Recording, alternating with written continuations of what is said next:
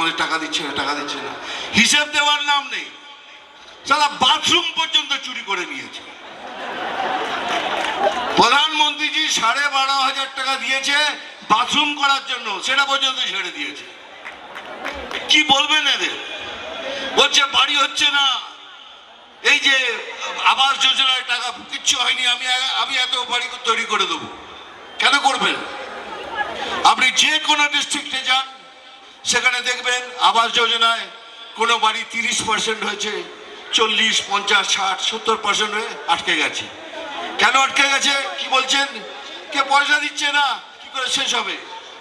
ঠিক আছে, খুব ভালো কথা। তাহলে এই যে অসম্পূর্ণ বাড়িগুলো রয়েছে, আপনি নতুন করে করছেন কেন?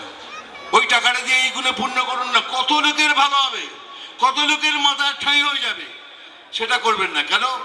প্রধানমন্ত্রীর নাম হবে,